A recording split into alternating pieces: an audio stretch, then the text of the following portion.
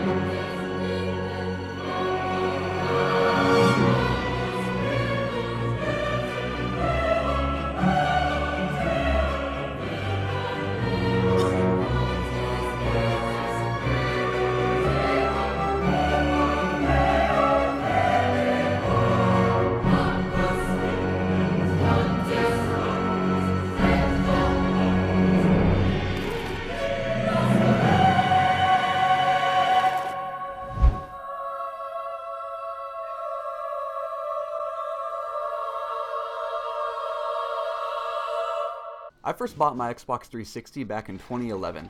Among the first games I bought for it were Fable 2. Now for anyone who hasn't seen my review on the first Fable, you can check it out via the link in the description, but suffice to say it was a decent game which was lacking in many areas. People in Albion tend to have rather square chins. Handsome Squidward, they ain't. On the opposite end, Fable 2 is, suffice to say, a game which excels in all the areas the original fell short in and actually gives us a much more realized version of the world of Albion, including being able to choose to play as either a man or a woman, and since I'm gay as fuck, I'm obviously going for #girl power. Oh, yuck. So Fable 2 takes place 500 years after the events of the previous game, and you play as Sparrow, a little orphan kid with an older sister who has dreams of escaping their miserable life and living in a big castle. In the prologue, you come across a magical music box, which, let's be honest, plays the de facto theme of the Fable series.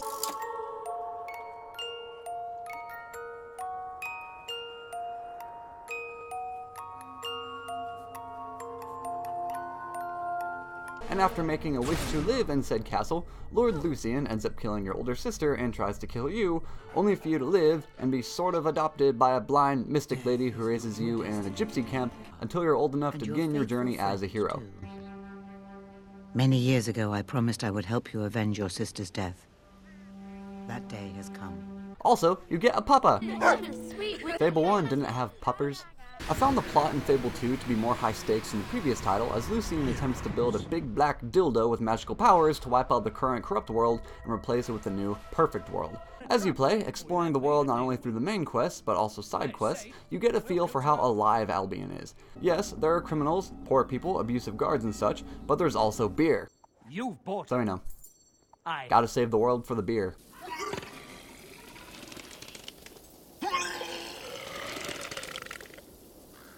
On a serious note, Lucian's goals are certainly understandable, as if you had the ability to wipe out the current state of the world and make things start over, would you do it? Would you hope the new world could turn out better? Or do you have faith in the better nature of humanity and their ability to pull through in the end? I'm not saying Fable 2 is particularly intelligent, I mean, obviously it's completely graceful, but a little bit of basic moral conflict is a welcome addition.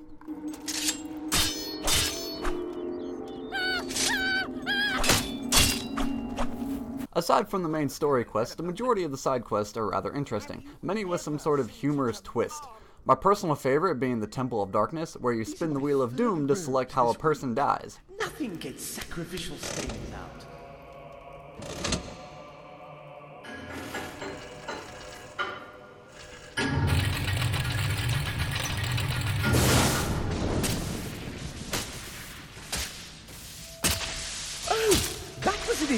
Inspired for the sacrifice.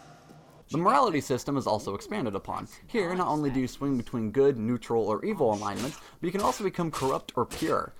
Or just do what I did and go from this to this. Behold your savior! How you look and what alignment you are will affect how NPCs react towards you, either fleeing in terror, asking for an autograph, giving you discounts and such. Impact on NPCs also affects the marriage system. There's a multitude of straight, bi, and gay people for you to fall in love with or just get a quick shag. You look lonely. I can fix it. Getting people to either like or hate you is done with silly little emotes, like dancing, arm pumping, vulgar thrusting, and other things. The whole emote system, while fitting in with the overall silly attitude of the series, still feels like a tacked on feature and not something which has been fully developed. I wouldn't want them to take it out though. It just kind of fits the charm of the series. Like I could afford the Oakfield sculptor's prices.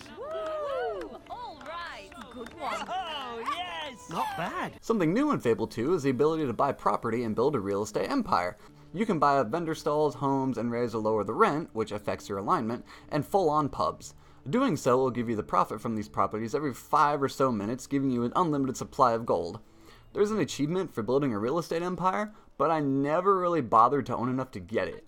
Again, this is a feature which is fun to mess around with, but still isn't developed enough to warrant putting time into. Though if you'd rather perform jobs, blacksmith, bartender, or log splitter, to earn gold at a much slower pace, you can do that, I guess.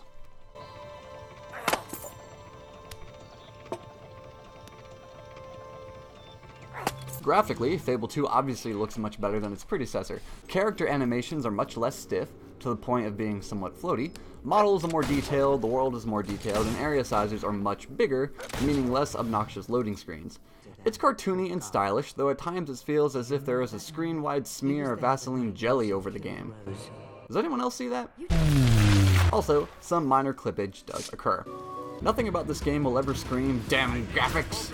But I'll still say it looks good.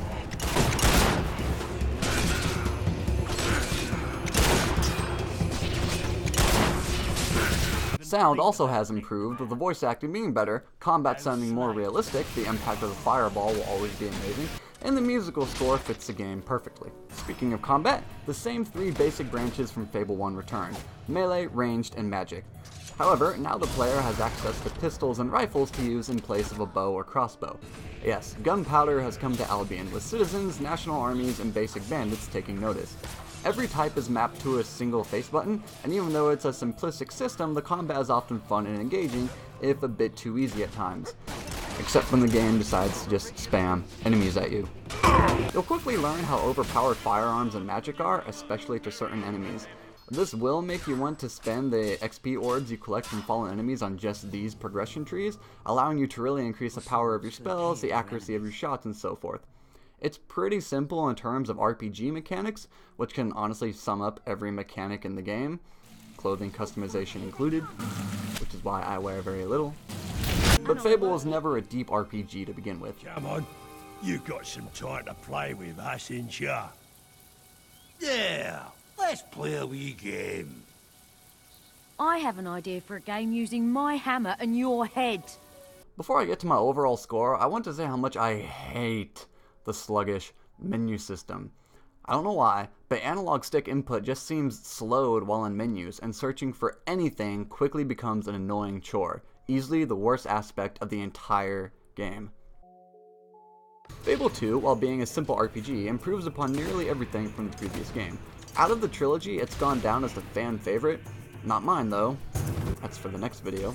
And I can easily see why. I really can't bring myself to say it's something amazing, because it isn't, but it's certainly a rather great sequel to an above average original title. Fable 2 gets an 8 out of 10.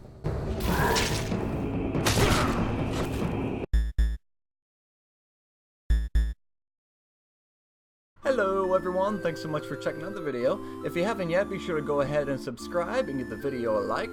Also, be sure to hit that little bell so that way you're notified whenever I actually upload. I've been uploading every other Sunday or Monday now, so about 1 review every 2 weeks. I feel like that's a pretty good schedule for me to do it. That way I don't get burnt out and I don't feel like I have to crank out these reviews so quick while I'm not actually able to enjoy the game. Yeah. Love ya.